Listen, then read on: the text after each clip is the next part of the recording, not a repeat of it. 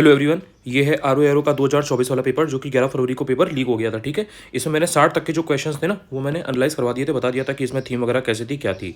यहाँ से अब 61 क्वेश्चन जो है इसे शुरू करेंगे। ट्राई करेंगे कि जो बचे हुए 80 क्वेश्चन है, क्योंकि 140 जीएस में आते हैं, तो वो 80 क्वेश्चन इस पेपर में कंप्लीट हो जाए, सो दैट 2 पार्ट में आपका एक पेपर कम से कम कंप्लीट हो जाए। फिर बाकी इसके बाद 2024 का यूपी पीसीएस का करेंगे, सो दैट आपके दोनों पेपर जो न्यूली ट्रेंड पर हैं वो आपके हो जाए। उसके बाद में जो पुराने पेपर हैं जैसे 2023 का है, 2022 का है, 2021 का है, ये सब काम भी हम लोग करेंगे। तो 1 बाय 1 देखते रहेंगे, कोई अभी ऐसी जल्दी भी नहीं है, समझ में आना चाहिए, चीज़ें दिमाग में जानी भी चाहिए, सिर्फ जल्दी जल्दी निपटा दो उससे भी कोई मतलब नहीं है। ठीक है, तो चलो बात करते हैं। जैसे 61 क्वेश्चन है, इसको ध्यान से देखो।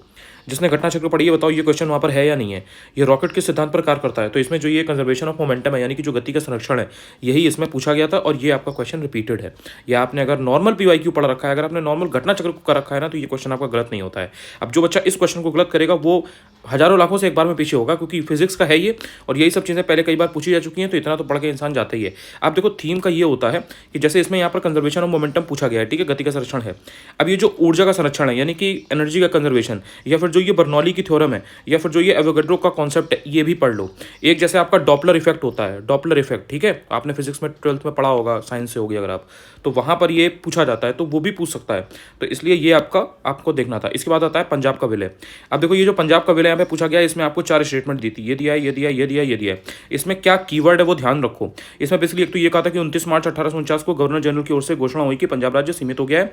इसमें महाराजा दिलीप सिंह के बारे में इन्होंने मेन बात जो है वो की है कि दिलीप सिंह को 2.5 लाख रुपए वार्षिक पेंशन भी दी गई थी। तो इसमें महाराजा दिलीप सिंह, इसी तरीके से आपने एक देखा होगा रणजीत सिंह।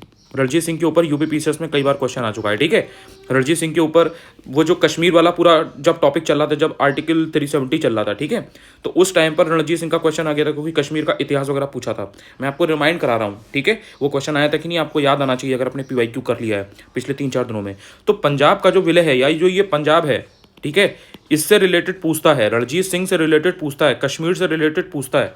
तो यहाँ पे इन्होंने महाराजा दिलीप सिंह और पंजाब का विलय इसके बारे में दे दिया। ये भी हो सकता है कि आपसे चिलियावाला का युद्ध पूछ ले, ठीक है।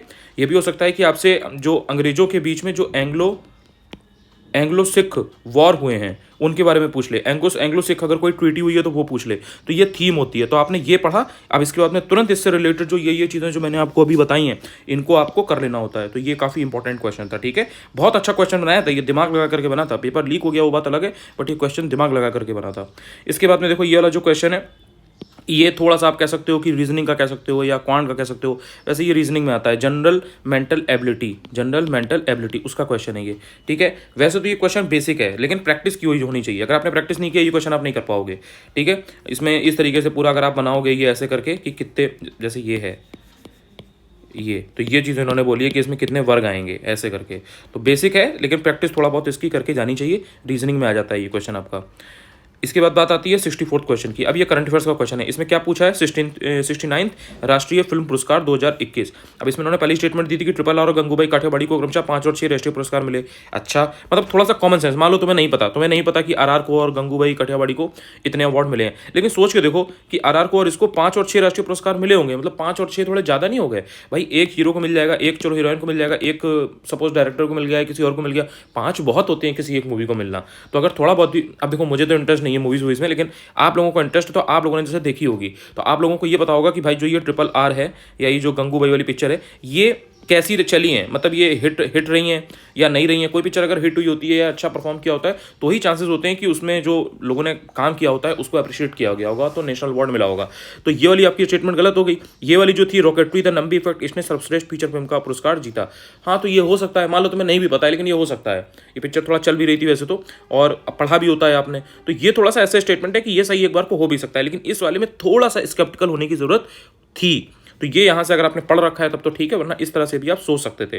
तो ये जो अवार्ड होते हैं, नेशनल फिल्म अवार्ड वगैरह, अब इसमें भी अवार्ड कई तरीके के होते हैं। ठीक है, अवार्ड कई तरीके के होते हैं। इसमें आपको गेम से रिलेटेड मिल जाएंगे, इसमें आपको इन्वायरमेंट से रिलेटेड मिल जाएंगे, इसमें आपको एंटरटेनमेंट से रिलेटेड मिल जाएंगे, इसमें आपको मूवीज़ वगैरह से रिलेटेड मिल जाएंगे, इसमें आपको जर्नलिज्म से रिलेटेड मिल जाएंगे। ठीक है, तो ये सारे होते हैं, बट इसमें आपको जो मेन होते हैं वो देख लेना होता है। जैसे एक आपको जो कांस फिल्म फेस्टिवल है वो देखने को मिलेगा, वो पूछा जाता है। इसके अलावा एक होता है बाफ्ता, ठीक है, बाफ्ता होता है, ये भी पूछ लिया जाता है। एक होता है आपका अकेडमी अवार्ड, ठीक है, ऑस्कर अवार्ड, ये सब होते हैं। ज़्यादातर जो एक्टर एक्ट्रेस या जो डायरेक्टर वगैरह होते हैं या जो मूवीज़ होती हैं, ठीक है, मूवीज़ वो रिपीट होती हैं, मतलब वो बाफ्टा में भी होंगी, उसमें भी नॉमिनेशन के लिए गई होंगी, कोई बढ़िया पिक्चर है अगर, वो कांस में भी सपोज गई होंगी, या फिर वो ऑस्कर के लिए भी गई होगी। इंडिया का जो नॉमिनेशन है, इंडिया का नॉमिनेशन उसको जरूर देख लिया करो कि इंडिया की कौन सी मूवी है, या यहाँ के कौन एक्टर हैं, या यहाँ के कौन डायरेक्टर हैं जो कर रहे हैं, या कोई अगर सॉन्ग है, कोई सॉन्ग है अगर, या कोई एल्बम है उसने बहुत अच्छा परफॉर्म किया है, नॉमिनेट किया गया है, तो उसको आपको देख लेना होता है। तो आगे चलते हैं, ये वाला आपका हो गया, ठीक है, करंट अफेयर्स का क्वेश्चन था ये। अब इसके बाद देखो ये जो क्वेश्चन है, ये इसरो का इन्होंने पूछा है, मॉम का, ये जो मॉम था ना, मार्स ऑर्बिटर मिशन, तो ये इन्होंने इसरो को पूछ लिया। देखो इसरो थीम इंपॉर्टेंट है, नासा थीम इंपॉर्टेंट है, ये आपको ध्यान रखना है। आपने कभी भी यूरोपियन स्पेस एजेंसी का ज़्यादा नहीं देखा होगा, बहुत एक दो बार पूछा गया है। जापान का उन्होंने इस बार जाके पूछा है, जक्सा वाला क्वेश्चन जो पूछा था ना, जक्सा वाला, वो इस बार जाके उन्होंने पूछा है। जापान का वैसे नहीं पूछते थे, लेकिन जो नासा है इनको आपको देखना होता है। जैसे आर्टेमिस समझौता है, ठीक है, आर्टेमिस समझौता, तो ये इंपॉर्टेंट है। तो इसरो थीम है, तो इसरो के बारे में पता होना चाहिए। अब इन्होंने इसरो का जो हाल का कोई मिशन है वो नहीं पूछा, इन्होंने इसरो का ये मार्स ऑर्बिटर मिशन है इसको पूछ लिया। लेकिन आपको फॉर द सेफ साइड आगे के लिए आदित्य L1 मिशन जो है ना उसको पढ़ के जाना है, ठीक है, समझ गए हो गया। देखो मैं बहुत जल्दी जल्दी लिख रहा हूँ क्योंकि पता नहीं क्यों कुछ उसमें थोड़ा सा लैग करता है मेरे बोलने और उसमें, बट आप समझ तो गए ही हो, तो ये ध्यान रखना। तो ये आपका इसरो वाला हो गया है। अब इसके बाद ये आपका क्वेश्चन था ITC, ये होता है इनपुट टैक्स क्रेडिट। ये टफ क्वेश्चन है, कोई इसकी थीम रिपीटेड नहीं है, कुछ नहीं है, ये आपको पता है तो पता है, वरना नहीं पता है। ये आपको क्वेश्चन छोड़ने वाला है, हर किसी को इसका नहीं पता होता है। स्टेटमेंट तो इसमें आपको दोनों मिल जाएंगे, बट द पॉइंट इज कि क्वेश्चन की अगर रिपीटेड की बात की जाए, थीम की बात की जाए कि इसको तैयार कैसे करें, तो तैयार का इसका ऐसा कुछ वो नहीं है। आप नॉर्मल जो पढ़ाई करोगे, अपना सिलेबस वगैरह कंप्लीट करोगे, तो उसमें ही आपको टर्म मिल जाएगा, तो आप कर सकते हो। वरना ये क्वेश्चन ऐसा नहीं है कि ये बहुत कई बार आया हो तो आप उससे तैयार कर लो। तो ये टफ क्वेश्चन की कैटेगरी में था, इसको कायदे में छोड़ने वाला था ये, अगर आपको ज़्यादा समझ में नहीं आ रहा है तो। अब ये जो क्वेश्चन है ये रिपीटेड है, ठीक है। अब देखो फंडामेंटल राइट थीम है, 50 बार बता चुका हूँ मैं, हर बार बताता हूँ, लास्ट वीडियो में भी बताया था। तो फंडामेंटल राइट थीम है, तो जैसे ही आपको फंडामेंटल राइट के बारे में मालूम है तो आप ये आसानी से कर ले जाओगे कि जो मौलिक अधिकार पर संविधान का भाग 3 है, यानी कि जो पार्ट 3 है जिसमें कि मौलिक अधिकार हैं, तो वो USA के बिल ऑफ राइट्स पर बेस्ड है, ठीक है भाई, ये तो बात सही है। फंडामेंटल राइट्स पढ़ोगे ये सबसे बेसिक चीज़ मिलेगी। अब जो संविधान का अनुच्छेद 21 है उसके अंतर्गत मृत्यु का अधिकार मूलभूत अधिकार है, ठीक है भाई, देख लो क्या हो गया ये। इसके बाद में भारतीय संविधान एक पूर्ण संघीय संविधान है, ये भी देख लो तुम। अच्छा, ये जो स्टेटमेंट है ना, इनको बहुत ध्यान से पढ़ो। ये वाली जो स्टेटमेंट है, ठीक है, भारतीय संविधान एक पूर्ण संघीय संविधान है, ये स्टेटमेंट देख लो। और एक UP PCS 2024 के प्री में एक क्वेश्चन आया था जिसमें एक ने बोला कि अर्ध संघीय है, एक ने बोला कि ऐसा है, एक ने बोला ऐसा है, एक ने बोला है वैसा। तो ये जो 4 नाम दिए गए थे उसमें उन्होंने बताया था कि भारत का जो संविधान है वो इस टाइप का है, क्वासी फेडरल है, ये है, वो है, अर्ध संघीय। तो ये वाली जो चीज़ें हैं ये बिल्कुल डायरेक्टली इस वाली स्टेटमेंट से समझ में आती हैं। मतलब अगर आपको ये पता है कि भारत का संविधान किस टाइप का है, तो ये स्टेटमेंट भी आप कर ले जाओगे। और जो वो वाला क्वेश्चन है जहाँ पे वो 4 उन्होंने नाम दे रखे हैं कि भाई इन्होंने ये चीज़ प्रपोज की, वो भी आप क्वेश्चन कर ले जाओगे, क्योंकि ये रिपीटेड थीम है, वो कई बार पूछ चुका है। व्हीलर वगैरह का जो है ना वो कई बार पूछ चुका है। और भारतीय संविधान के अनुसार मूलभूत अधिकारों को हटाया जा सकता है, तो ये भी देख लो, ये भी मतलब कोई पॉइंट नहीं बनता इस चीज़ का, ठीक है। तो ये वाला जो है ये आपका सही हो गया। तो ये फंडामेंटल राइट्स थीम है, ये आपको तैयार करने के लिए होना चाहिए। इसके अलावा जो DPSP है, इसके अलावा जो फंडामेंटल ड्यूटी है, इसके अलावा जो कॉन्स्टिट्यूशनल अमेंडमेंट है, प्रेसिडेंट है, वाइस प्रेसिडेंट, अब ये सब कराऊंगा मैं, ये टॉपिक सब लाइन से आपको दिए जाएंगे, पढ़ाए जाएंगे, कराए जाएंगे, तो सब तैयार हो जाएगा। लेकिन आपको अभी समझाने के लिए बता रहा हूँ कि दिमाग में आपके घूमना चाहिए, जो आप परेशान होते हैं कि कहाँ से चीज़ें आ रही हैं। इसके बाद में देखिए ये वाला जो क्वेश्चन था ये भी बहुत ईजी क्वेश्चन है, ये आपको UP की स्टैटिक जो है उसमें मिल जाता है, जो घटना चक्र की तथ्यसार आती है, ठीक है, उसमें आपको ये इजीली मिल जाएगा। इसमें राज्य ललित कला अकादमी दी है, उत्तर प्रदेश संगीत नाटक अकादमी यानी कि UP SNA दी है, इसके बाद भारतेंदु नाटक अकादमी है यानी कि BNA, और इसके बाद में आपका अयोध्या शोध संस्थान दिया है जो कि 1986 वाला था। अब इसमें आपको मैच द फॉलोइंग में लगाना था। देखो RO का पेपर है, फैक्चुअल होता है, ठीक है, फैक्चुअल ज़्यादा होता है in comparison to UP PCS, ठीक है। यहाँ पर ये इस तरीके के क्वेश्चन पूछते हैं कि कहाँ पे कौन सी जो संस्था है वो इस्टेब्लिश कब की गई, ईयर याद करना बहुत इंपॉर्टेंट होता है। और ये चारों ही चारों आपको स्टैटिक पोर्शन UP स्पेशल में घटना चक्र में मिल जाती है। अगर आपने वहाँ से इसको रट रखा होता, 4 बार पढ़ रखा होता, तो ये आपके सामने तुरंत 10 सेकंड का क्वेश्चन था। तो ये ईजी क्वेश्चन है UP स्टैटिक का। ये अयोध्या शोध संस्थान ये सब तो ज़्यादा नहीं पूछे गए हैं, लेकिन जैसे ललित कला अकादमी है या संगीत नाटक अकादमी है ये पूछे गए हैं, 3-4 बार तो पूछे गए ही है, जो मेरे ज्ञान में, जो मेरे संज्ञान में है, ठीक है। और ये वाला रिपीटेड नहीं था, लेकिन ये उसमें मिल जाता है ईजिली, तो आपने पढ़ा होता है। इसके अलावा जैसे कुछ चीज़ें हैं, जैसे राजकीय अभिलेखागार है, ठीक है, राजकीय अभिलेखागार, तो ये प्रयागराज का। इसी तरीके से और कई सारे हैं, आपको उर्दू की एकेडमी मिलेगी, आपको संस्कृत की एकेडमी मिलेगी, तो ये सारी चीज़ें भी आपको वहाँ पर मिलेंगी, तो आपको वहाँ पर पढ़ लेना है, वो मैं आपको कराऊंगा अभी, तो वो ध्यान से पढ़िएगा। ये क्वेश्चन पूछा गया था, ईजी में ही आएगा ये। इसके बाद देखिए ये वाला क्वेश्चन था, ये वही प्रेसिडेंट के ऊपर क्वेश्चन था। अब इसकी थीम देखो, ये जो क्वेश्चन है, अब जो दो स्टेटमेंट लिखी हैं ये आप खुद पढ़ सकते हो। संविधान संघ की कार्यपालक शक्ति भारत के राष्ट्रपति में नियुक्त करता है, भारत के राष्ट्रपति राज्य का संवैधानिक प्रमुख होता है। प्रेसिडेंट के ऊपर इन्होंने बताया गया है। यूपी पीसीएस का जब पेपर अभी मैं कराऊंगा नेक्स्ट, तो उसमें देखना, उसमें भी राष्ट्रपति के ऊपर ही वहां पर आपसे चीज पूछी गई है। तो ये क्वेश्चन आपकी थीम रिपीटेड थी, प्रेसिडेंट के ऊपर पहले भी कई बार पूछा जा चुका है। तो प्रेसिडेंट अगर आप पढ़ के गए तो ये क्वेश्चन आपका ईजिली निकल जाएगा। इसके बाद नेक्स्ट क्वेश्चन जो है आपका 70वां, इसमें यह है कि अफ्रीका में जो विक्टोरिया जलप्रपात है, यानी कि जो विक्टोरिया फॉल्स है, उसके बारे में दो स्टेटमेंट दी थी कि एक तो ये किस नदी पर स्थित है, दूसरा कि ये जाम्बिया और मोजम्बिक की सीमा पर अवस्थित है। भाई जो इस तरीके से आपका जो पूरा ये अफ्रीका जो ऐसे करके बना हुआ है ना, मोजम्बिक इधर पड़ता है, तो ये तो यहाँ से दूर हो गया, तो विक्टोरिया जलप्रपात ये मोजम्बिक की सीमा पर तो हुआ नहीं, ठीक है, तो ये तो स्टेटमेंट गलत हो गई। जाम्बेजी नदी पर है, ये आपका सही हो गया। अच्छा, अब वो मेन बात देखो, जो भी ये जलप्रपात वगैरह हैं, यानी कि जो भी वाटरफॉल्स हैं या रिवर्स हैं या लेक्स हैं, ये ऑल ओवर वर्ल्ड आपको देख लेनी है, ये बहुत इंपॉर्टेंट होती हैं, ठीक है। इंडिया के पर्सपेक्टिव में भी इंपॉर्टेंट है ये, और वर्ल्ड के पर्सपेक्टिव से भी। आप सबसे ज़्यादा अगर आपको देखने को मिलेंगी जो इंपॉर्टेंट लेक्स, रिवर्स या माउंटेन्स वगैरह या इस तरीके की चीज़ें हैं, तो ये अफ्रीका में देखने को मिलती हैं, साउथ अमेरिका में देखने को मिलती हैं, कनाडा में देखने को मिलती हैं, और आपको यूएसए में देखने को मिलती हैं। तो आपको ये पढ़ लेनी है। अब जैसे ये विक्टोरिया वगैरह ये बहुत इंपॉर्टेंट है, बहुत पॉपुलर है। इसके अलावा जैसे ये है जो नील नदी है, ठीक है, आपका नील रिवर हो गई, या इसके अलावा ब्लू नील है, वाइट नील है, तो उनका कॉन्फ्लुएंस कहाँ पर होता है, कहाँ पर जाकर के वो अलग होती हैं, कहाँ पर जाकर के मिलती हैं, कितना एरिया वो करती हैं, ठीक है, ये सब आपको पता होना चाहिए, बहुत इंपॉर्टेंट है। जैसे मिस्र वगैरह है, तो मिस्र की कौन सी नदी है, उसकी जो मेन जो जीवन रेखा है, लाइफ लाइन है, वो किसको बोला जाता है।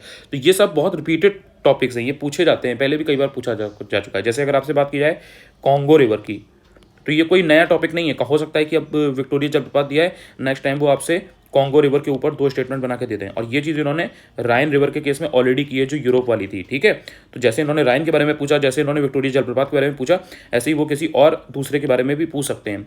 इवन जो कोलोराडो है उसके बारे में भी पूछ सकते हैं, ठीक है ना। आगे चलते हैं। अब ये वाला जो है ये डायरेक्शन डिस्टेंस का सिंपल क्वेश्चन था। डायरेक्शन डिस्टेंस के अगर आपने 100-150 क्वेश्चन प्रैक्टिस कर रखे हैं यूपी पीसीएस वगैरह के, सी सेट वगैरह के पेपर से, तो आप ये वाला क्वेश्चन आसानी से कर ले जाओगे, ठीक है। तो ऊपर की थीम आपको समझ में आ गई होगी। अब इसके बाद बात करते हैं, देखो ये वाला, ये भी नॉर्मल क्वेश्चन था, इसमें असर्शन रीजन की फॉर्म में बेसिकली दिया हुआ था। इसमें उन्होंने, देखो ये वैसे जो क्वेश्चन है, जिस टाइप के क्वेश्चन ये पूछा गया है, इस टाइप के क्वेश्चन रिपीट होते हैं, लेकिन ये क्वेश्चन बहुत कोई ऐसा नहीं था कि आप किसी चीज़ में पढ़ोगे तभी कर पाओगे। बेसिक सा था कि बढ़ती आबादी का पेट भरने के लिए भारतीय कृषि में महत्वपूर्ण तकनीकी और संस्थागत सुधारों की आवश्यकता है, ठीक है। भारत के कई हिस्सों में बड़ी संख्या में किसान अभी भी कृषि के लिए मानसूनी वर्षा और मिट्टी के प्राकृतिक उर्वरता पर निर्भर है। ये तो बात सही है भाई, नेचुरली जो नेचुरल फर्टिलिटी होनी चाहिए मिट्टी के अंदर, तभी वहाँ पर फसलें और बहुत सारी चीज़ें हो पाएंगी। आप जैसे देखोगे अगर बुंदेलखंड है, तो बुंदेलखंड में हर तरीके की चीज़ की फसल नहीं होती है ना, वहाँ पे लिमिटेड तरीके की होती है, बिकॉज वहाँ का एटमॉस्फेयर अलग है, वहाँ की चीज़ें अलग है, वहाँ की जो मिट्टी है वो थोड़ी सी अलग है। इसी तरीके से आप बात करते हो जब मानसूनी वर्षा की, तो यहाँ पर जो अपना जो भारत है, इसमें जो ये साउथ वेस्ट मानसून, ये जो पूरा जैसे ये भारत है, अगर ये पूरा ऐसे करके, ठीक है, ऊपर, तो यहाँ पर ये आपका पूरा ऐसे करके साउथ वेस्ट मानसून आता है, ये यहाँ से बे ऑफ बंगाल वाली आती है, फिर वो ऐसे करके उठता है, फिर वो यहाँ पर ये जो ऐसे करके पूरा भारत है, यहाँ पे ये धीरे धीरे ऐसे करके बिहार में आता है, यहाँ बारिश होती है, फिर जून के अंत में पहली आपको प्री मानसून रेन देखने को मिलती है यूपी वगैरह में, यहाँ से जब एंटर करता है तराई रीजन से, और फिर आपका यहाँ पर ये पूरा बारिश वारिश होती है, फिर यहाँ पर ये अरावली से टकरा करके ऐसे निकल जाता है, फिर ये ऊपर जाता है, फिर उसके अंदर रिट्रीटिंग मानसून जब होता है तो बाद में फिर वो सर्दियों में बारिश देखने को आपको मिलती है। और जो चेन्नई वाला जो आपका एरिया है, वहाँ पे जो असली बारिश है वो आपकी सर्दियों में ही होती है, ये जो एरिया होता है आपका, ठीक है। तो ये जो मानसूनी वर्षा वाला जो पूरा सीन है, उसी की वजह से तो यहाँ पर इतना चक्कर होता है ना, पानी आने की प्रॉब्लम है, जो ये इरिगेशन वाला पूरा कॉन्सेप्ट है, तो वो आप समझ रहे होगे, इसलिए तो इरिगेशन इंपॉर्टेंट होता है, क्योंकि यहाँ पे बारिश का बहुत इशू है। तो ये आपका एक बेसिक, इस टाइप के क्वेश्चन पूछते हैं। इस टाइप के क्वेश्चन इन्वायरमेंट में भी पूछेंगे, सेंसस में भी पूछेंगे, और इकोनॉमी में भी पूछेंगे, और बेसिक एग्रीकल्चर से रिलेट करके ज्योग्राफी से भी पूछेंगे। तो आपको बस असर्शन रीजन सॉल्व कैसे करते हैं बस ये पता होना चाहिए कि जो असर्शन दिया है रीजन, उसका एक्चुअल में रीजन बता रहा है या नहीं बता रहा है। देखो ये स्टेटमेंट दोनों अलग से इंडिविजुअली सही हो सकती है, ये भी सही हो सकती है, ये भी सही हो सकती है, या इन दोनों में से कोई भी गलत हो सकती है। जरूरी नहीं है कि जो असर्शन दिया है उसका सही रीजन दिया हो, तो व्याख्या करना चाहिए। जो यहाँ बात यहाँ लिखी है उसकी अगर व्याख्या की गई है तो ही फिर उसका ये करेक्ट रीजन हुआ, करेक्ट एक्सप्लेनेशन हुआ, अदरवाइज नहीं हुआ। बस ये चीज़ आपको समझ में आनी चाहिए, बाकी उसका जो मीनिंग है वो तो आप निकाल ले जाओगे। अब इसके बाद जैसे ये वाला क्वेश्चन है, इसको देखो, ये रिपीटेड है, घटना चक्र में आसानी से मिल जाता है ये, ठीक है।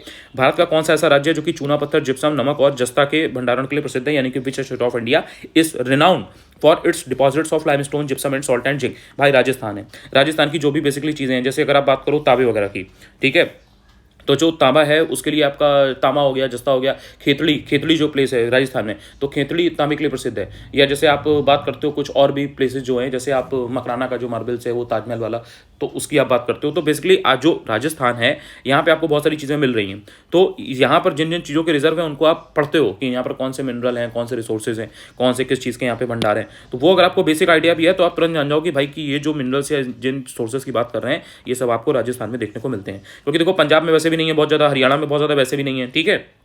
बचा गुजरात और बचा राजस्थान। तो गुजरात में आपको बॉक्साइट वगैरह देखने को मिल जाता है, लेकिन जब ये बात कर रहे हैं चूना पत्थर, जिप्सम, नमक और जस्ता की, यानी कि जिंक के भंडारण की, तो फिर उसमें राजस्थान आ जाता है। तो आप इस तरह से भी दो ऑप्शन तो एलिमिनेट कर ही सकते थे।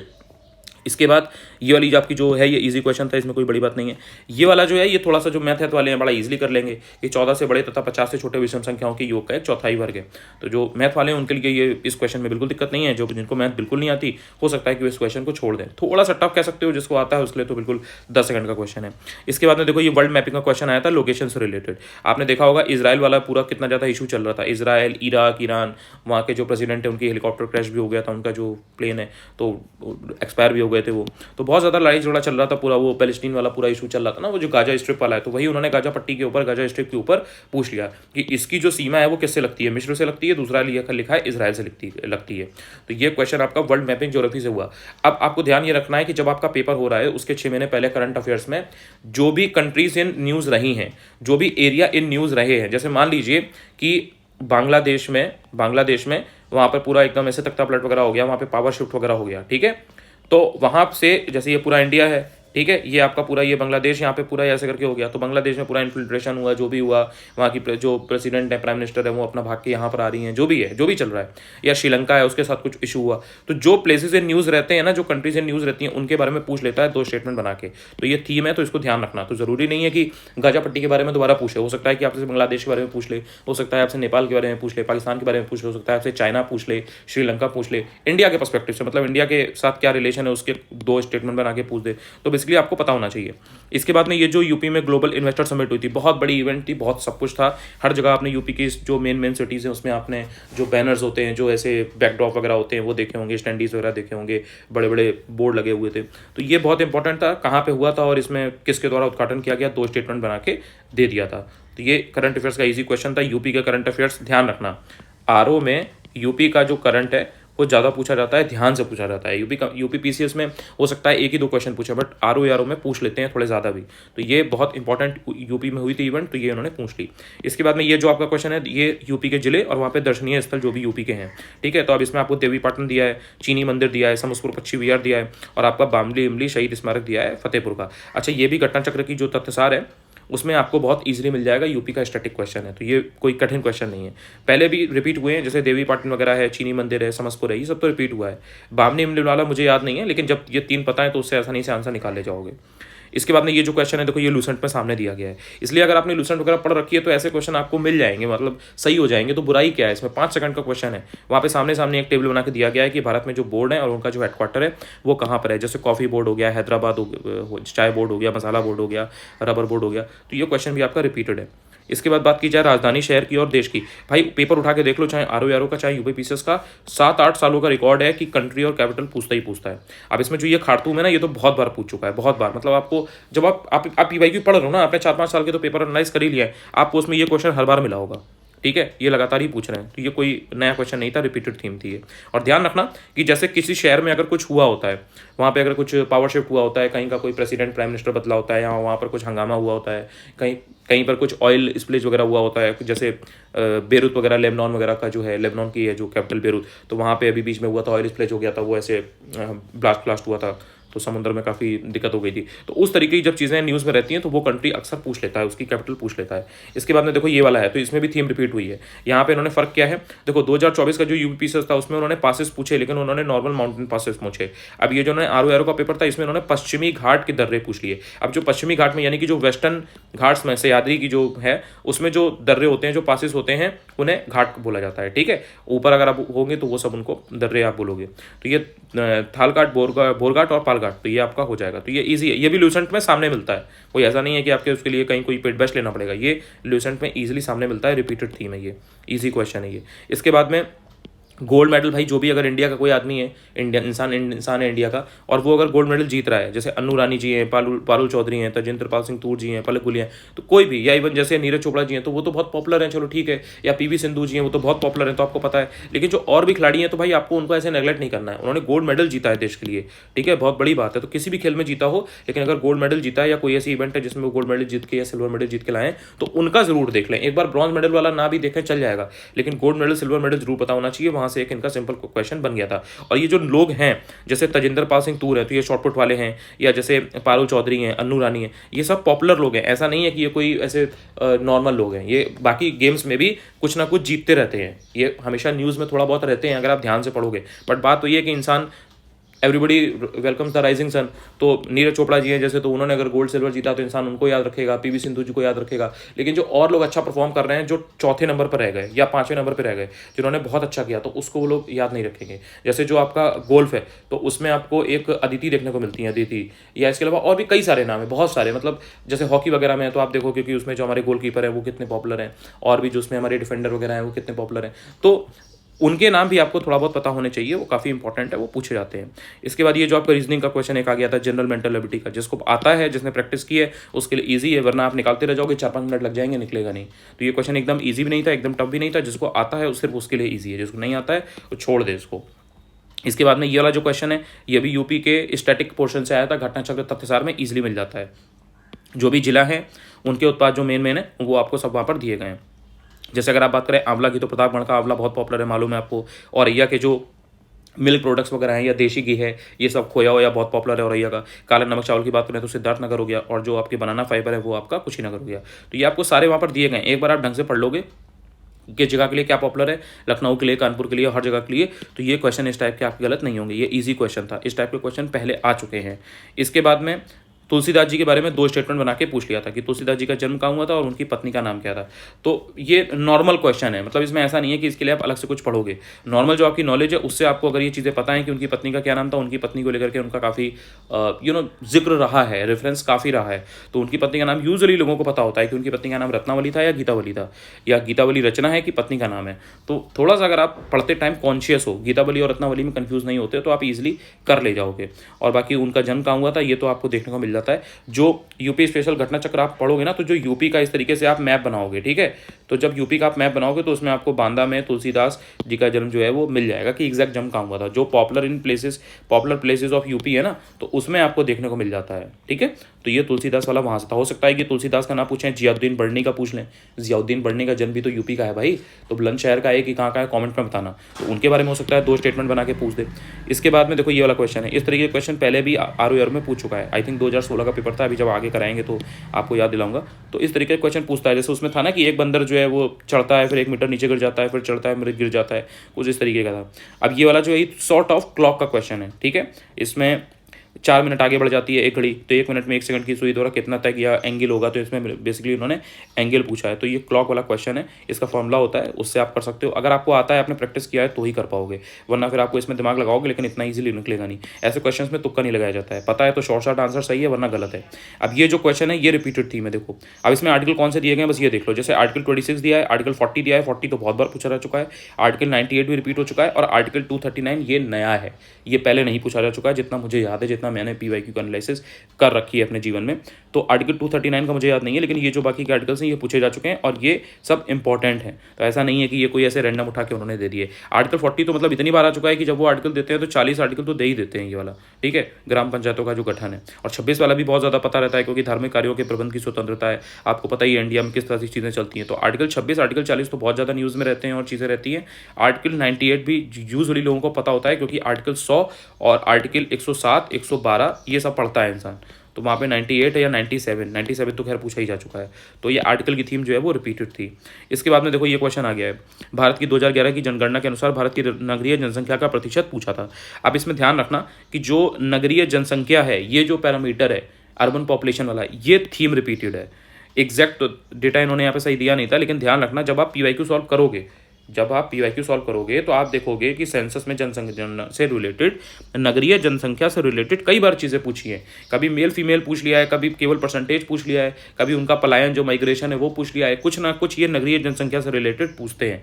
मैं भी आपको पढ़ाऊंगा कराऊंगा तो उसमें सारे फैक्ट्स आपको करवा दूंगा जो भी मेन इसके हैं। तो ये थीम रिपीटेड थी, लेकिन ये फैक्ट जो है ये टफ था। मतलब अपने आप में केवल फैक्ट को याद रखना कि भाई एग्जैक्ट 31.16% है, ये भी तो इंपॉर्टेंट है ना, ये भी तो टफ है। इतना ईजी क्वेश्चन नहीं है ये। देखने में तुम्हें लगेगा कि ईजी है, लेकिन इतना ईजी नहीं है, क्योंकि आपको एक पैरामीटर तो याद करना नहीं होता है। आप लिटरेसी भी देखोगे, आप जो बच्चे हैं, जो इन्फेंट्स हैं, उनकी कितनी डेथ हो रही है वो भी देखोगे, बाकी के पैरामीटर्स भी आप देखोगे। आप SC ST की पॉपुलेशन, उनका इंडिया के रिस्पेक्ट में, यूपी रिस्पेक्ट में उनकी कितनी परसेंटेज है, तो मतलब इंसान सारी चीज़ें देखता है। जब सारी चीज़ें देखोगे तो फिर उसमें कन्फ्यूजन जायज़ है। ये थीम रिपीटेड है, या आपने घटना चक्र में ईजिली पढ़ा होगा, पर्वत वगैरह और महाद्वीप वगैरह। तो किस में कौन सा है, जैसे आल्प्स है तो यूरोप का है ये। मतलब कितना सुना है, मूवीज़ में देखा होगा आपने, इतनी शूटिंग वगैरह मूवीज़ की होती है, तो उसमें आपने स्विट्जरलैंड वगैरह का देखा होगा, यूरोप स्विस आल्प्स हैं, फ्रेंच आल्प्स हैं, या म्यूनिक वगैरह का आपने देखा होगा, जो है वहाँ पे शहर है जो जर्मनी का, तो वहाँ से सामने सामने जो बवेरियन हिल्स वगैरह हैं, तो ये पूरा आल्प्स वाला जो है वो यूरोप का आ जाएगा। फिर उसके बाद आपका अप्लेशियन वाला है, ये नॉर्थ अमेरिका आ गया। फिर आपका अल्टाई वाला ये एशिया आ गया। देन आपका फिर एंडीज आ गया। तो मतलब ये आपका घटना चक्र का बहुत ही बेसिक और रिपीटेड क्वेश्चन है। देन इसके बाद में ध्यान रखना कि जो ROR का पेपर है इसमें, और यूपी पीसीएस के CSAT के पेपर में भी कोडिंग डिकोडिंग से रिलेटेड 2 क्वेश्चन कम से कम पूछते हैं कोडिंग डिकोडिंग से। तो यहाँ पर भी इन्होंने पूछा था। आप कोडिंग डिकोडिंग के अगर 100-150 क्वेश्चन को प्रैक्टिस करके गए हो तो इस टाइप के क्वेश्चन बहुत ईजिली कर ले जाओगे 10-15 सेकंड में। तो ये थीम रिपीटेड थी, कोडिंग डिकोडिंग पूछते ही पूछते हैं। इसके बाद में देखो ये जो क्वेश्चन था, ये क्वेश्चन टफ था। अब इसकी थीम ये है, इसमें जो लिखा हुआ है वो आप पढ़ लो, आंसर क्या है वो इतना इंपॉर्टेंट नहीं है, मेन जो चीज़ है वो बता देता हूँ। देखो जैसे बंगाल ब्रिटिश इंडियन सोसाइटी है, ठीक है, ये पूछा गया है बंगाल ब्रिटिश इंडियन सोसाइटी। अभी आप यूपी पीसीएस का जब देखोगे तो वहाँ पे आपको ईस्ट इंडिया एसोसिएशन देखने को मिलेगा, और भी आपको कई संस्थाएं देखने को मिलेंगी जो कि बिफोर 1885 है। तो समझाना ये चाह रहा हूँ, थीम ये है कि जो 1885 में INC बनी है, इंडियन नेशनल कांग्रेस, उसके पहले की जो भी इस तरीके की ऑर्गेनाइजेशंस हैं, जैसे बंगाल ब्रिटिश इंडिया सोसाइटी है, या फिर लैंड होल्डर सोसाइटी है, या फिर ईस्ट इंडिया एसोसिएशन है, ठीक है 1866 वाला, या पूना सार्वजनिक सभा है, या कोई भी है, मद्रास महाजन सभा है, जो भी है, तो जो भी 1885 के पहले किए हैं उनके बारे में ढंग से पढ़ लेना। एक तो उनका ईयर देख लेना, उसको किसने एस्टैब्लिश किया है वो देख लेना, और उससे रिलेटेड अगर कोई खास बात है तो वो देख लेना। ये थीम है, ये इंपॉर्टेंट है। आप सोच रहे होगे ना कि ये क्वेश्चन जो एकदम ऐसे रैंडम पूछ लिया है, इसको हम कहाँ से पढ़ें, क्या करें, तो ये थीम है कि 1885 के पहले की जो चीज़ें हैं उनको आपको ढंग से कर लेना है। तो ये आपका क्वेश्चन, इस तरीके के क्वेश्चन जो है वो डील हो जाएंगे। इसके बाद जो ये मिसिंग नंबर सीरीज है, इस तरीके के क्वेश्चन पूछता है। अब ये मिसिंग नंबर सीरीज इसमें इन्होंने सर्किल वाला पूछा है, ठीक है, ये इस तरीके से भी पूछ सकता है कि आपको ऐसे करके बना के देगा, इसमें ऐसे करके यहाँ पे सब नंबर लिख देगा यहाँ पे, और यहाँ पे क्वेश्चन मार्क लगा देगा। तो ये ऐसे स्क्वायर फॉर्म में ऐसे लिखा होगा उसमें भी आता है, और ऐसे ये सर्कल फॉर्म में भी आता है। इसके बाद में राष्ट्रीय पुस्तक मेला। अब देखो ये क्वेश्चन जो था ये वाला, अब अगर आप थोड़ा बहुत भी, जैसे यूपी में अगर आप हो तो इससे रिलेटेड न्यूज़पेपर वगैरह में बहुत आता है, ठीक है, लखनऊ वगैरह में जस्ट इन केस है वो तो ये क्वेश्चन गलत कर ही नहीं सकता, क्योंकि ये जो राष्ट्रीय पुस्तक मेला है ना, ये जब लखनऊ में लगता है तो जो भी पूरा गोमती नगर का एरिया है, तो जो हाईवे हैं उन पे ऐसे करके यहाँ पे पूरा ये ऐसे पूरा बोर्ड लगे होते हैं, हर जगह चौराहे वगैरह पे पूरा ऐसे बैनर लगे होते हैं। इवन जो ऑटो टैक्सी होती है ना उनके पीछे लगा होता है। तो सिर्फ जब आप जा रहे हैं तो आपको सिर्फ लड़के लड़कियां नहीं देखने हैं, इधर उधर लोग नहीं देखने हैं कि वो कौन सी कलर की शर्ट पहने हैं, वो कितना स्मार्ट लग रहे हैं, ये वो दिस एंड दैट, मतलब समझ रहे हो मैं क्या कह रहा हूँ। आपको थोड़ा सा कॉन्शियस रहना, ऑब्जर्व करना है चीज़ें। जैसे कहीं पर अगर कोई सरकार की कोई योजना लिख रखी है, मिशन शक्ति बन रखी है, योगी जी की फोटो बनी होगी, देन डेप्यूटी जो CM है उनकी बनी होगी, और 1-2 मंत्रियों की लगी होगी, किसी स्कीम के बारे में बता रखा होगा, जल जीवन मिशन है तो उसमें कितने पैसे का है वो बता रखा होगा। कभी आपने देखा होगा कि जैसे कोई अगर हाईवे बन रहा है तो उसका उद्घाटन किस दिन हो रहा है, तो वो पूरा लगा होता है कि भाई इस दिन इसका उद्घाटन होगा। तो इस तरीके की चीज़ें रहती हैं। इसी तरीके से राष्ट्रीय पुस्तक मेला भी पूरा बोर्ड पे लगा रहता है। तो ऐसे करके आपको थोड़ा सा ऑब्जर्व करना होता है। दूसरी चीज़, यूपी का करंट अफेयर्स है, तो राष्ट्रीय पुस्तक मेला पूछना थोड़ा सा ऑब्वियस बनता था, थोड़ा सा रैंडम क्वेश्चन है, ऐसा नहीं है कि ये बहुत इंपॉर्टेंट था, लेकिन उनको फैक्चुअल बनाना होता है तो वो इस तरीके के क्वेश्चन दे देते हैं। तीसरी चीज़, भाई राष्ट्रीय पुस्तक मेला है ये, ठीक है, नेशनल बुक फेयर है, मान लिया यूपी के लखनऊ में हो रहा है, हर बार होता है, ठीक है, बट इसका आयोजन भारत सरकार द्वारा किया गया। थोड़ा सा ध्यान से पढ़ने की जरूरत है। जो ज़्यादातर होते हैं जिनका आयोजन भारत सरकार के द्वारा किया जाता है वो दिल्ली के प्रगति मैदान में होते हैं, आपने देखा भी होगा, सुना भी होगा, ठीक है।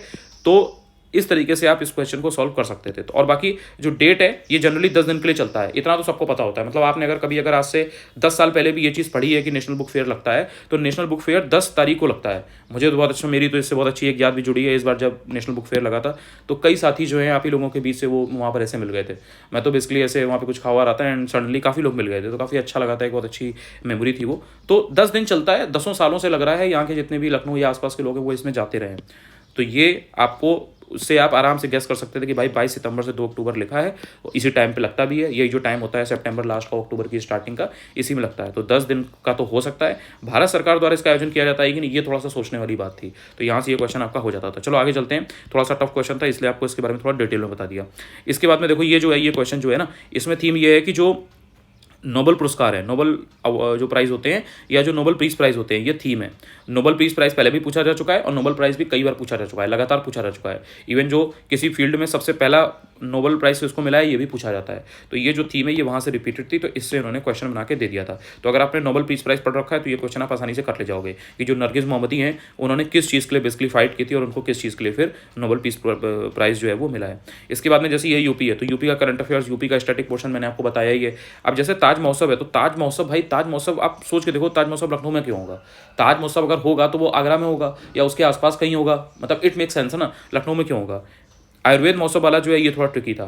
तो ये इस तरीके की जो भी आयुर्वेद या कोई भी इस तरीके की जो महोत्सव वगैरह या कॉन्फ्रेंस वगैरह या कोई फेस्ट वेस्ट हो रहा है ना, तो वो आपको थोड़ा सा ध्यान से पढ़ना होता है जब आरओ का पेपर देने जा रहे हो। यूपी का देने जा रहे हो, यूपी पीसीएस का उतना इंपॉर्टेंट नहीं होता है, एक बार देख लिया, ज़्यादा परेशान होने की जरूरत नहीं। बट जब यूपी का आरओ देने जा रहे हो तो यूपी के जो फैक्ट हैं या स्टैटिक या करंट के, वो ध्यान से देखने होते हैं, ठीक है। तो ये आपसे पूछ लिया गया था। इसके बाद में ये जो क्वेश्चन है ये जनरल स्टैटिक जीके का है, जनरल नॉलेज का क्वेश्चन है ये, ठीक है। स्टेट की जो पेंटिंग्स वगैरह हैं, चित्रकारी वगैरह हैं, उनसे रिलेटेड पूछा गया था ये। तो वैसे तो ये एक्सक्यूज मी, वैसे तो ये बहुत ज़्यादा टफ नहीं है, आपको पता है। मधुबनी वगैरह बिहार का हो गया, और बाकी जो लेपाक्षी हो गया आंध्र प्रदेश का हो गया, पट्टचित्र जो है उड़ीसा का हो गया, वर्ली जो है महाराष्ट्र का हो गया। वर्ली या इस तरीके के जो नाम होते हैं आपने देखा होगा महाराष्ट्र में ही होते हैं, ठीक है, कुरला वर्ली इस टाइप के। तो ये आपका यहाँ से नहीं भी पता है, थोड़ा बहुत आप गैस ऐसे इंटेलिजेंट गैस कर सकते थे। ये जीके का क्वेश्चन है। तो आरओ में इस टाइप के क्वेश्चन आते हैं, तैयार रहना। हो सकता है कि इस बार इन्होंने चित्रकारी पूछा है राज्य का, हो सकता है कि इस बार आपसे फोक डांस या फोक ड्रामा या फोक सॉन्ग वगैरह पूछ लें, तो उसके लिए भी तैयार रहना। या फिर जो परिधान होते हैं, जो ड्रेस वगैरह होती हैं, वो पूछ सकते हैं। जैसे अगर आपसे मैं पूछूं कि जो फेरन होता है, फेरन, ठीक है, वो क्या होता है और कहाँ का है, तो बता देता हूँ थोड़ा सा। कश्मीर में जो इस तरीके से पूरा लवादा होता है ना, जो पहने रहते हैं, आपने देखा हो जो कश्मीरी जो यूथ वगैरह हैं, तो वो ऐसे करके पूरा पहने रहते हैं, लंबा सा होता है, स्लीव्स वगैरह बड़ी होती है, गर्म होता है ऐसे करके, ओवरकोट टाइप का, तो दैट इज कॉल्ड फिरन। तो वो भी पूछा जा चुका है, इसलिए बता रहा हूँ। आपको लग रहा होगा ये क्या बता रहे हैं, BYQ पढ़ोगे तो मिलेगा, फिरन बोलते हैं उसको, ठीक है, फिरन। अमेजोन पे सर्च करोगे मिल जाएगा। अब ये जो क्वेश्चन है, ठीक है, ये रिपीटेड थीम है। X ray, infrared, visible rays, radio waves. अब इसमें इन्होंने क्या किया था, इस उन्होंने आवृत्ति के बढ़ते क्रम में पूछ लिया था, यानी कि इंक्रीजिंग ऑर्डर ऑफ फ्रीक्वेंसी पूछ लिया था। तो ये अगर आपको पता है कि भाई एक्सरे क्या होती है, विजिबल रेज क्या होती है, रेडियो और इंफ्रारेड रेज क्या होती है, तो आप ये क्वेश्चन आसानी से लगा ले जाओगे। किसकी वेवलेंथ ज़्यादा होती है, किसकी फ्रीक्वेंसी ज़्यादा होती है, ये आप आसानी से समझ में आपको आ जाएगा। तो ये रिपीटेड है, पहले ये फिजिक्स, ये घटना चक्र में मिल जाता है इजिली। तो ऐसा नहीं है कि ये बहुत कोई टफ क्वेश्चन है। टफ बस इस चीज़ से है कि आपको ये समझ में आना चाहिए कि भाई ऑर्डर ऑफ फ्रीक्वेंसी जो है वो इंक्रीजिंग ऑर्डर में कैसे लगाना है, क्योंकि जो वेवलेंथ किसकी ज़्यादा है और फ्रीक्वेंसी किसकी ज़्यादा है, ये इसमें कंफ्यूजन बहुत लोग करते हैं।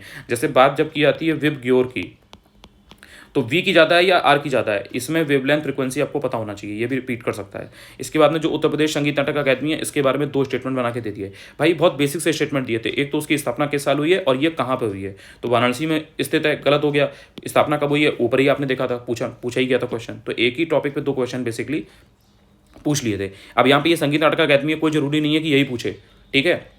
हो सकता है कि आपसे भातखंडे के बारे में पूछ ले, म्यूजिक वाला जो इंस्टीट्यूट है, हो सकता है आपसे उर्दू अकेडमी पूछ ले, हो सकता है आपसे संस्कृत अकेडमी पूछ ले।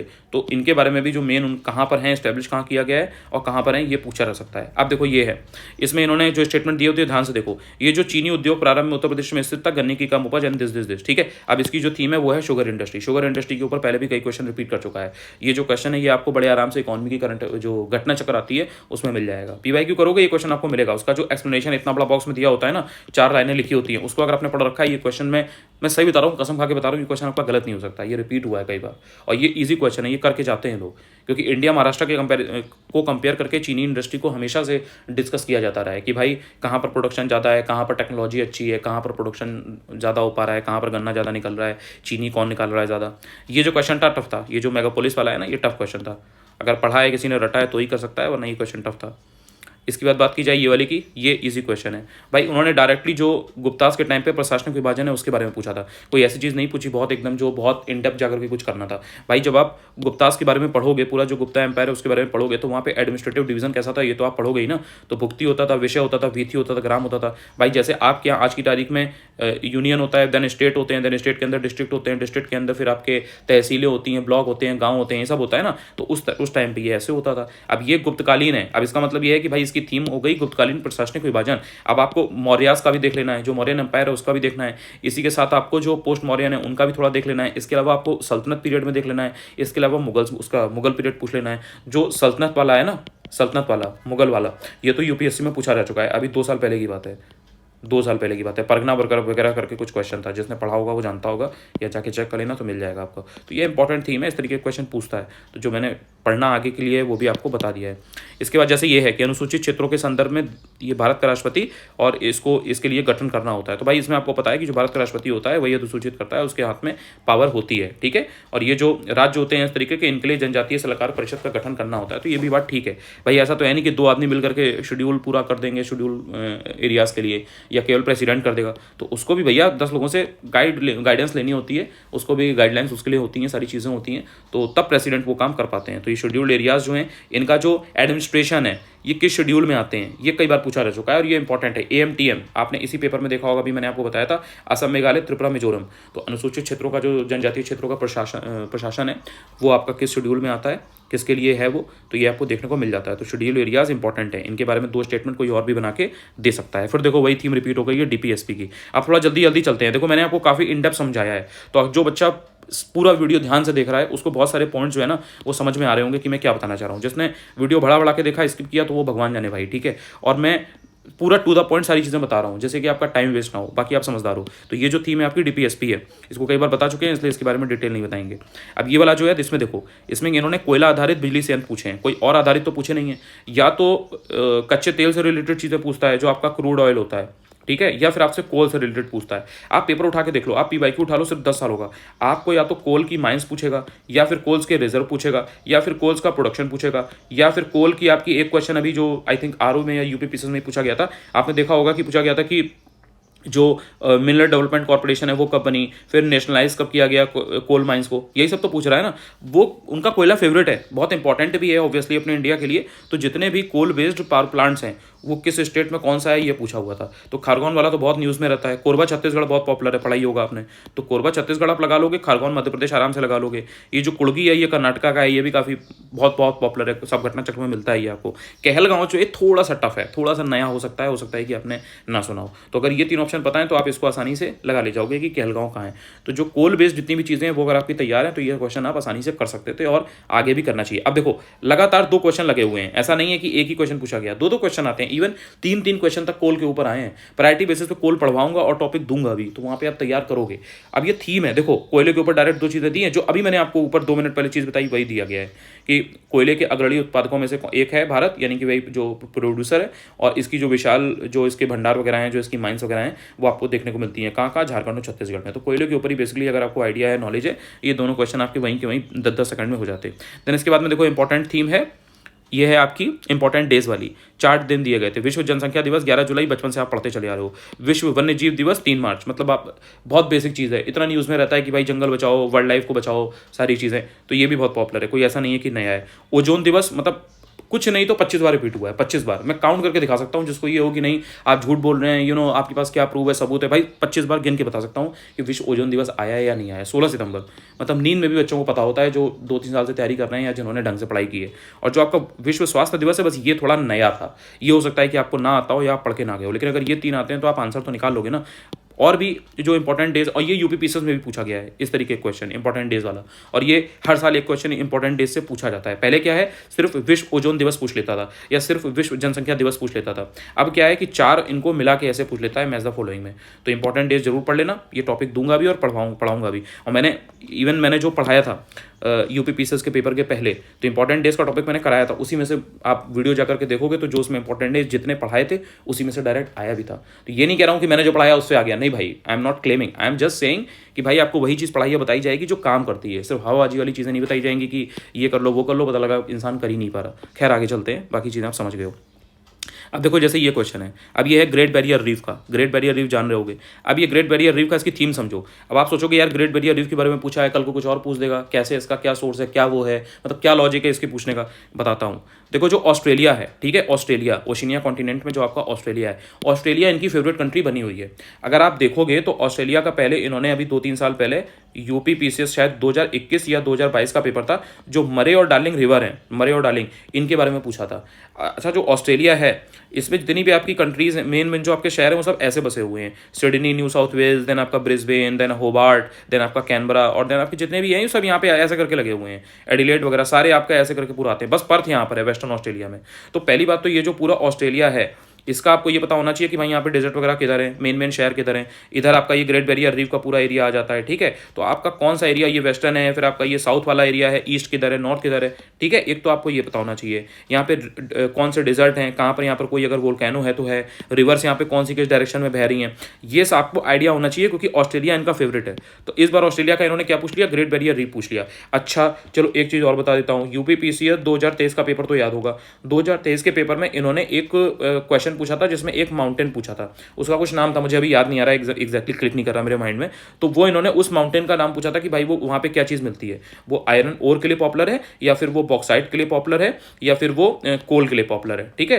तो वो आयरन ओर के लिए है या नहीं, देख के आप बताइएगा, उसका नाम भी बताइएगा, ठीक है, कॉमेंट में। पता तो चले कि आपने पेपर एनालाइज किया 2 दिन पहले तो आपको याद है नहीं। तो ये ऑस्ट्रेलिया इनकी थीम है, या तो इसका डेजर्ट पूछते हैं, या इसकी रिवर पूछते हैं, या यहाँ का कोई मिनरल होता है वो पूछते हैं, कोई यहाँ का माउंटेन है वो पूछते हैं, समझ रहे हो। यहाँ की हो सकता है आपसे कल कोई और कोई चीज़ पूछ लें। तो इन्होंने इसलिए ऑस्ट्रेलिया, जब आप ऑस्ट्रेलिया पढ़ रहे हो तो ग्रेट बैरियर रीफ अपने आप में बहुत इंपॉर्टेंट है, ठीक है। तो इन्होंने ये ग्रेट बैरियर रीफ यहाँ से पूछ लिया क्योंकि ये ऑस्ट्रेलिया से रिलेटेड है। दूसरी चीज़, पहला इन्होंने लिखा है कि ऑस्ट्रेलिया के उत्तर पूर्वी तट पर स्थित है। भाई ये अगर ऐसे करके ऑस्ट्रेलिया है तो ये यहाँ पे उत्तरी पूर्वी तटीय जो हो गया यहाँ पर है, ठीक है, ये स्टेटमेंट तो सही है। दूसरा स्टेटमेंट जरा ध्यान से पढ़ो, मतलब अगर आपने नशा नहीं कर रखा है, मतलब टू बी ऑनेस्ट, अगर आप थोड़ा बहुत भी कॉन्शियस हो, आप ये देख के देखो कि इसकी लंबाई 2,500 किलोमीटर से अधिक है।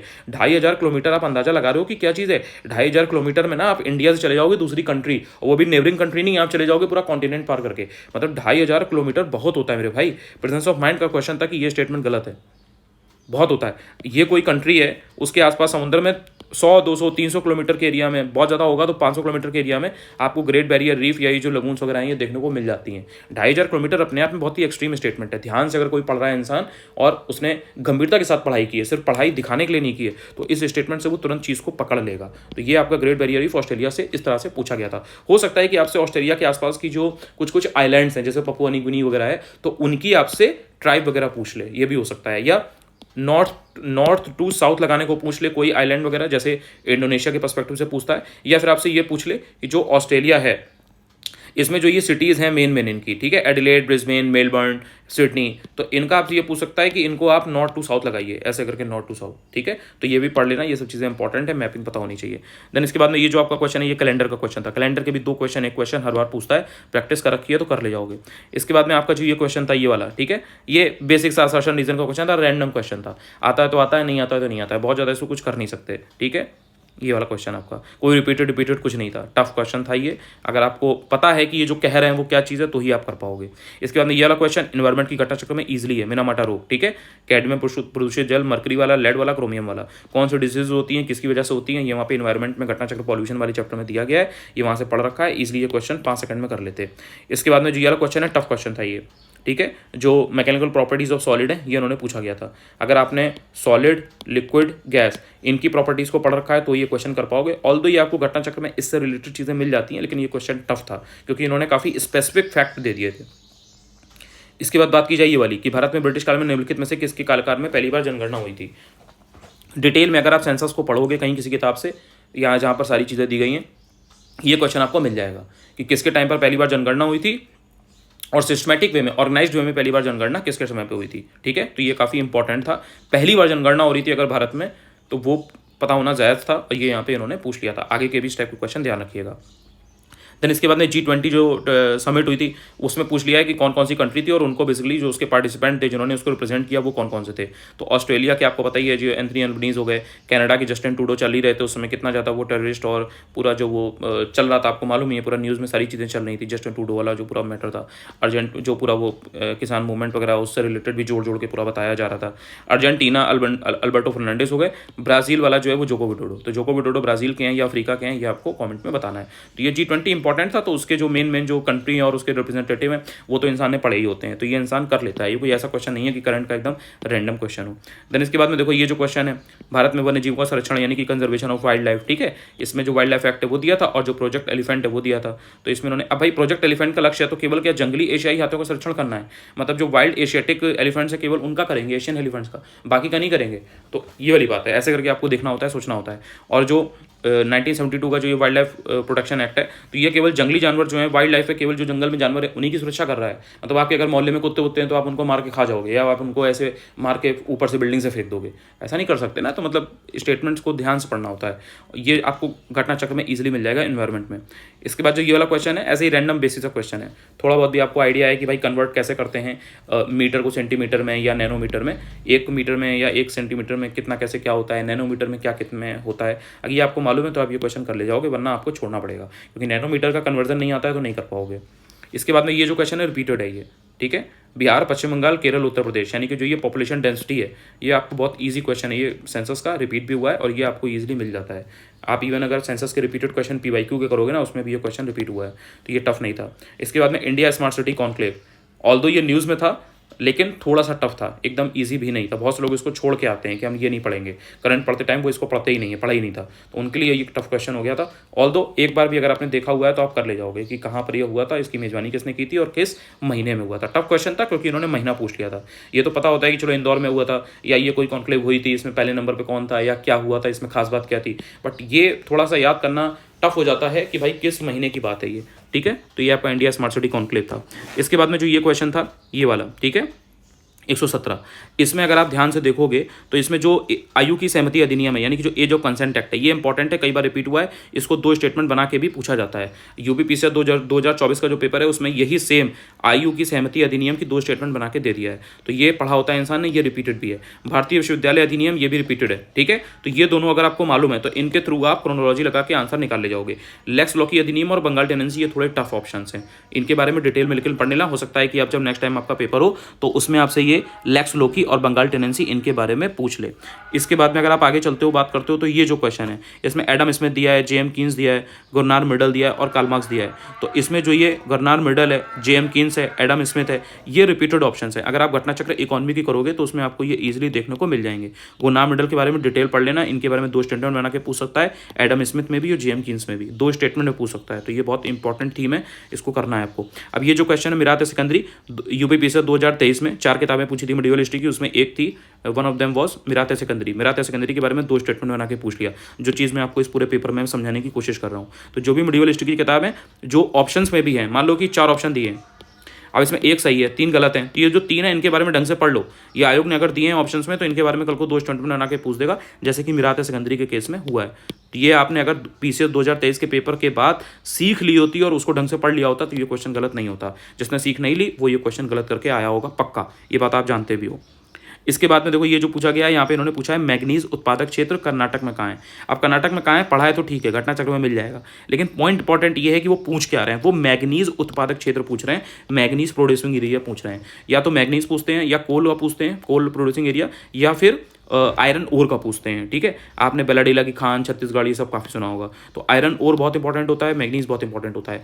अभ्रक का काफ़ी पूछते हैं, जो अभ्रक वगैरह है ना, कोडरमा वाला एरिया जो है झारखंड, तो अभ्रक भी काफ़ी पूछा जाता है।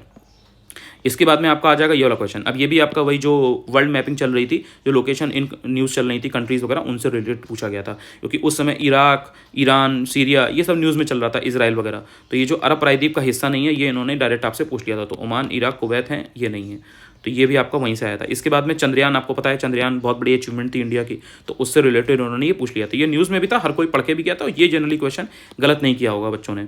ठीक है, आपको भी पता है कि आपने ये क्वेश्चन सही किया है। ये क्वेश्चन यूजुअली जितने मेरे नोन में बच्चे थे उन्होंने तो किसी ने गलत नहीं किया था।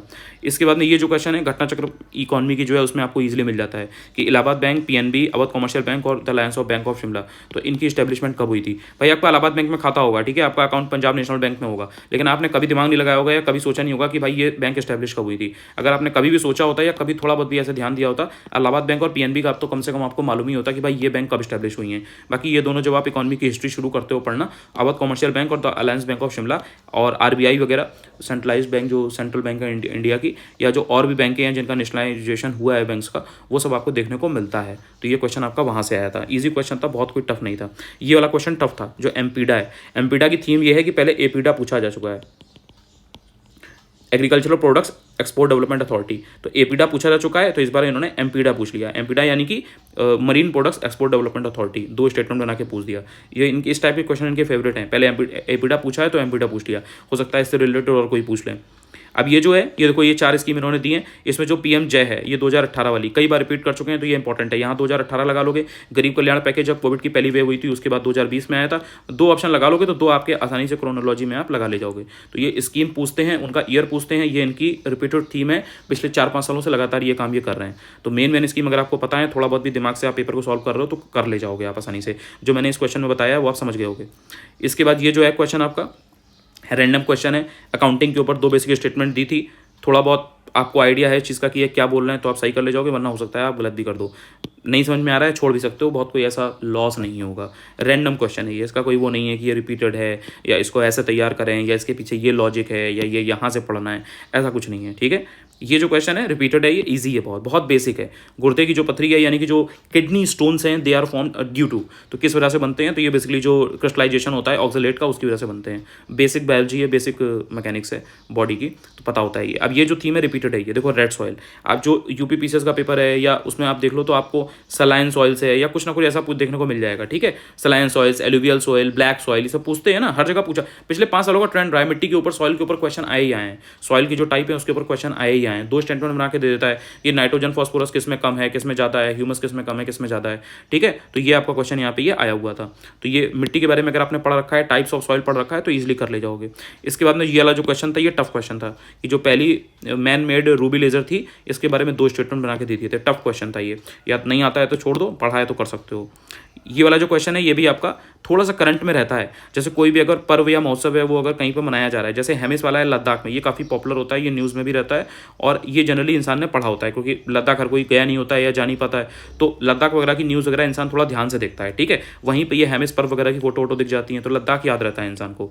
जो राजहंस वाला है वो आंध्र प्रदेश का है, थोड़ा टफ है, पढ़ा है तभी कर सकते हो। संगाई रिपीटेड है, तो संगाई मणिपुर वाला पता होता है। हॉर्नबिल वाला जो है नागालैंड का है, ये भी रिपीटेड है, ये भी कई बार पहले भी पूछा जा चुका है। तो ये जो है ये बहुत कोई टफ क्वेश्चन नहीं था। करंट अफेयर्स में ये सब पर्व अगर कहीं मनते हैं तो ये करंट अफेयर्स की मैगजीन में रहते हैं, तो ये पढ़ा होता है, ये कोई इतना टफ नहीं है। वैसे ये जनरल स्टैटिक जी का क्वेश्चन है कि कौन सा पर्व कहाँ मनाया जाता है, तो जैसे हॉर्नबिल वाला है वो तो नागालैंड में ही मनाया जाता है, जो हेमिस है वो लद्दाख में ही मनाया जाता है। तो ये ऐसा नहीं है कि आज ये अगर हॉर्नबिल वाला नागालैंड में मनाया गया है तो अगले साल ये बदल जाएगा, ठीक है। इसके बाद में आपका ये आ जाएगा ये वाला क्वेश्चन, ठीक है। इसमें यूरोप के किसी देश की राजधानी नहीं है ये पूछा था, तो कंट्री कैपिटल ही बेसिकली यूरोप एक कॉन्टिनेंट हो गया, तो इसकी जो भी कंट्री या कैपिटल है वो आपको पता होनी चाहिए। तो आप सीधे सीधे जान जाओगे कि जो रॉटरडैम है और जो ज्यूरिक है ये दोनों नहीं है। भाई जो रॉटरडैम है ये नेदरलैंड्स में पड़ता है, लेकिन ये पोर्ट सिटी है, ठीक है, ये बंदरगाह है, ये यहाँ पे वो नहीं है, इसकी कैपिटल नहीं है, कैपिटल इज एम्स्टरडैम।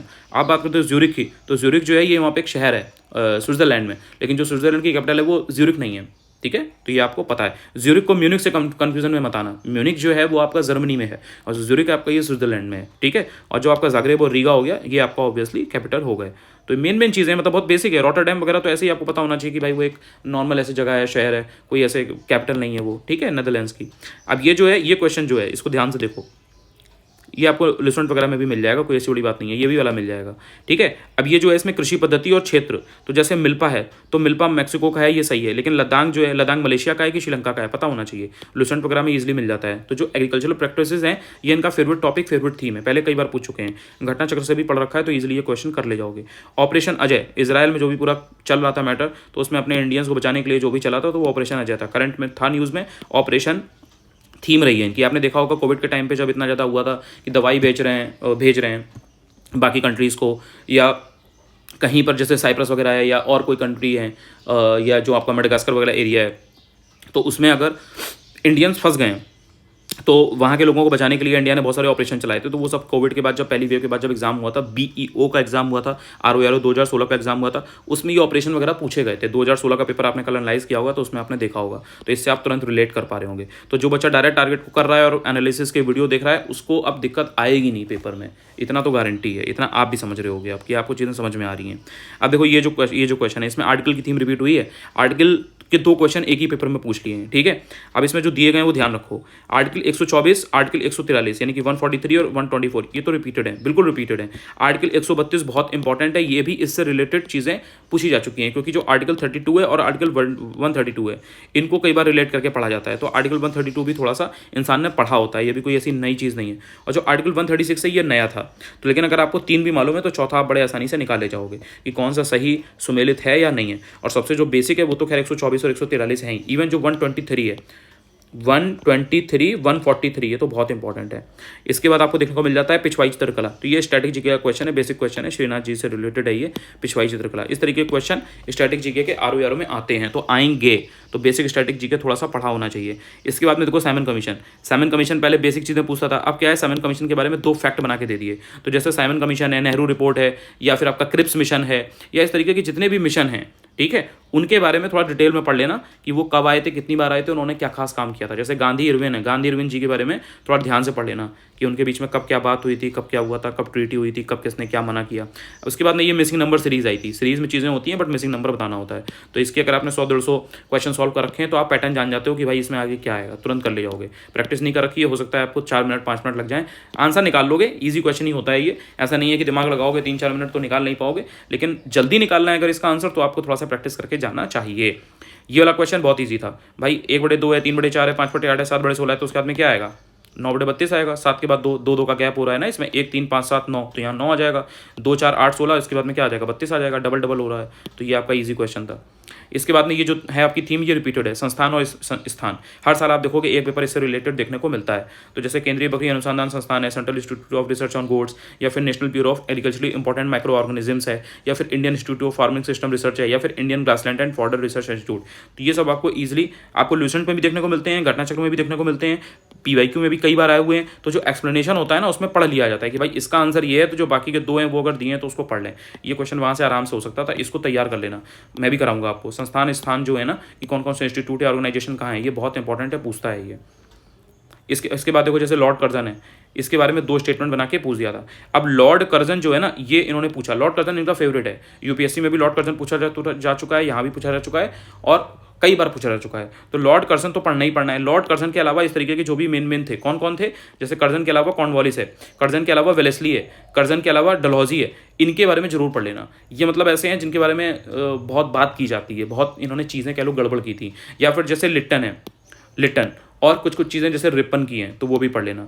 और जैसे इरविन है, ये सब ऐसे हैं ना जो बहुत टाइम तक एक तो इन्वॉल्व रहे हैं या इनसे रिलेटेड चीज़ें बहुत हुई हैं। जैसे इरविन वगैरह चल रहा था तो उनकी गांधी जी से बात चल रही थी 1931 के आसपास, वो उसका बहुत ज़्यादा था। या जैसे आप बात करते हो मॉर्लेमेंटो की, या फिर आप बात करते हो लिनलिथ गो की, या फिर आप क्रिप्स की बात करते हो स्टैनफोर्ड क्रिप्स वगैरह की। तो इनके बारे में थोड़ा 2 स्टेटमेंट किसी ने अगर कुछ खास किया है तो पढ़ लेना होता है। तो ये जो मेरा पूरा वीडियो था, ये यहाँ पे आपका 140 क्वेश्चन जो है खत्म हो गए हैं। काफ़ी लंबा वीडियो हो गया है, सॉरी, बहुत सॉरी इस चीज़ के लिए, क्योंकि मैं जब बता रहा होता हूँ ना, तो मुझे जितने फैक्ट्स या जो भी चीज़ें याद आती हैं मैं सारा बता देता हूँ, सो दैट बच्चों को हेल्प हो, वो कम से कम चीज़ों को रिलेट कर पाएँ। तो थोड़ा वीडियो लंबा हो गया है, तो उसके लिए मैं माफ़ी चाहूँगा। बाकी यार यही है, ध्यान से इसको देखोगे तो तुम्हें हेल्प बहुत मिलेगी, इतना मैं एश्योर करता हूँ। देखो, जब मैं मेहनत डाल रहा हूँ तो मुझे पता है फिर कि मैं इस चीज़ को बोल सकता हूँ। अगर मैं मेहनत ना डाल रहा होता, मैं तुम्हें कोई चीज़ फालतू की बता रहा होता, तो मैं तुमसे चीज़ बोलता नहीं। और ये चीज़ इसलिए बोल रहा हूँ सो दैट तुम इसको सुनो और इसको इंप्लीमेंट करो। मैं हमेशा कहता हूँ कि आंख बंद करके कोई चीज़ भरोसा नहीं करनी है। आप इन चीज़ों को एग्जीक्यूट करो और देन उनको रिवाइज करो, पढ़ो, तो तुम्हें हेल्प मिलेगी। तब मेरे कुछ भी बताने का, सीखने का या पढ़ाने का फायदा है। अदरवाइज तो भाई आप खुद ही कर लेते। तो ये चीज़ें हैं, हिम्मत मत हारना, रोज़ पढ़ो, चीज़ों को एग्जीक्यूट करो, तुम्हें हेल्प जरूर मिलेगी। Thank you so much.